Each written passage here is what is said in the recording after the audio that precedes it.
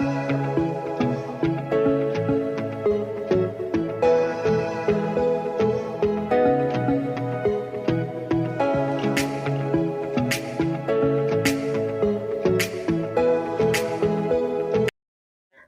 वालेकुम, welcome to my YouTube channel kitchen with Zaim. आज मैं आप लोगों के लिए कम बजट में तैयार होने वाला बहुत ही मज़ेदार, यम्मी, सॉफ्ट और मॉइस्ट चॉकलेट केक की रेसिपी लाई हूँ। आप यकीन करिए कि आप 2 अंडों की मदद से 1 पाउंड से भी ज़्यादा का चॉकलेट केक तैयार कर सकते हैं। यहाँ पे मैंने 3/4 कप मैदा लिया है, उसको अच्छे तरीके से छान लेना है। रेसिपी को please as it is follow कीजिएगा।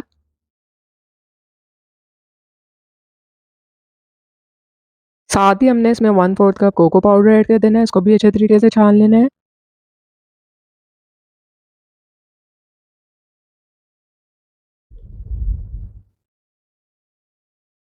1 टीस्पून इसमें बेकिंग पाउडर डालना है। 1/4 टीस्पून बेकिंग सोडा डालना है।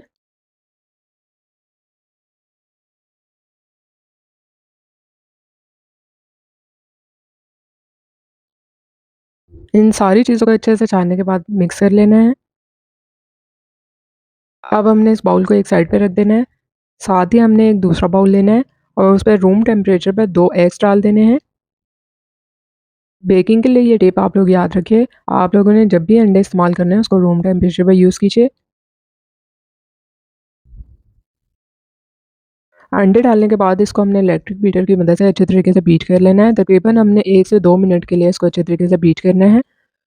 हमें इसका क्रीमी और सॉफ्ट और फ्लफी सा टेक्सचर चाहिए।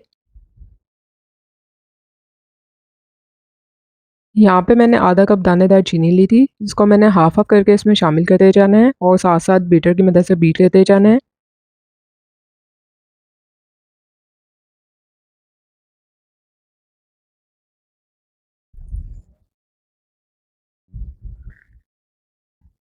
अब आप देख सकते हैं इसका फॉर्म सा टेक्सचर होना शुरू हो गया है।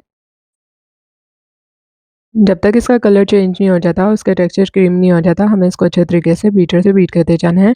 अगर आप लोगों के पास इलेक्ट्रिक बीटर नहीं है तो परेशान होने की ज़रूरत नहीं, आप लोग हैंड बीटर की मदद से भी इसको अच्छे तरीके से बीट कर सकते हैं।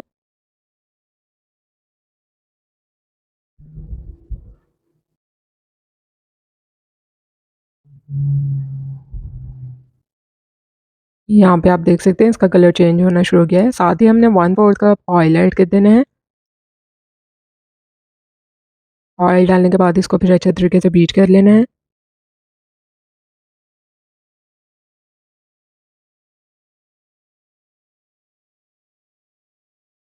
साथ ही इसमें half tea spoon vanilla essence भी ऐड कर देना है।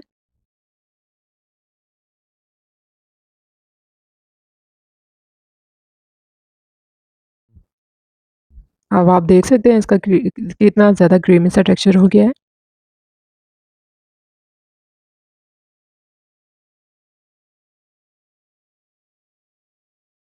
इसके बाद हमने इसमें ड्राई इंग्रेडिएंट्स जो है वो ऐड कर देने हैं।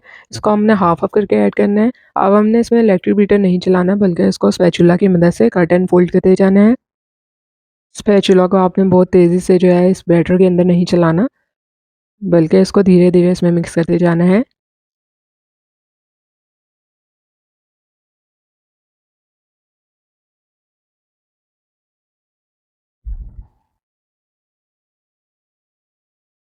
आप लोग इस रेसिपी को ज़रूर ट्राई कीजिएगा।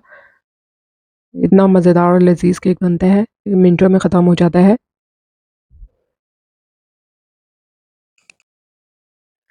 अब हमने केक के बैटर को मोल्ड में डाल देना है, जिसको हमने बटर पेपर लगा के तेल से अच्छे तरीके से ग्रीस कर लिया था।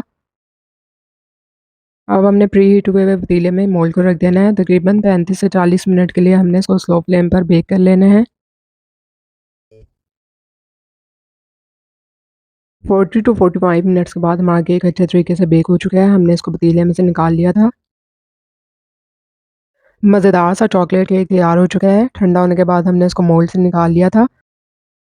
तो जी, साथ-साथ मैं आपको चॉकलेट गनाश की भी रेसिपी जो है दे देती हूँ। ज़रूरी नहीं है कि डार्क चॉकलेट हो, आप उसी से बनाएँ। हम लोग इसको ईज़ी वे में सिंपल इंग्रीडिएंट के साथ बना सकते हैं। यहाँ पे मैंने आधा कप कोको पाउडर लिया, 2 टीस्पून कॉर्नफ्लोर लिया था। अब हमने सारी चीज़ों को जो है सॉस पैन में डालते जाना है। ये सब काम आपने स्टोव पे रखने से पहले करना है।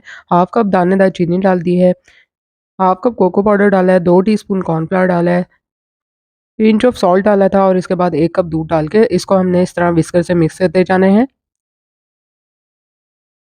चूल्हे पे रखने से पहले आपने इन सारी चीज़ों को अच्छे तरीके से मिक्स कर लेना है। देन आपने इसको हल्के आँच पे चूल्हे पे पकाना है और साथ-साथ आपने व्हिस्कर को इस तरह से चलाते रहना है।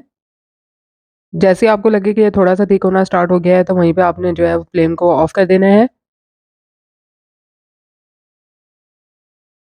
तो ये देखिए ये आहिस्ता-आहिस्ता जो है वो थिक होना स्टार्ट हो जाएगा।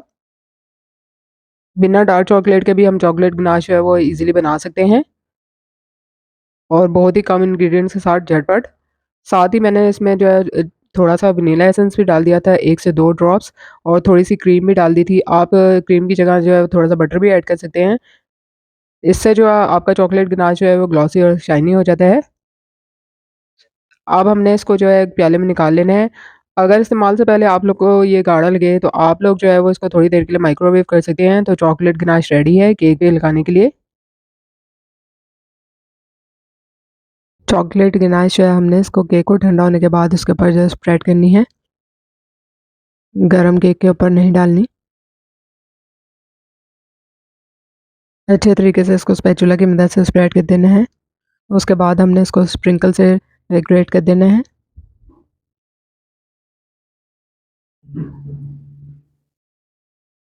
ये देखिए हमारा मज़ेदार सा चॉकलेट केक तैयार हो चुका है। आप लोग इसे बनाइए, एंजॉय कीजिए।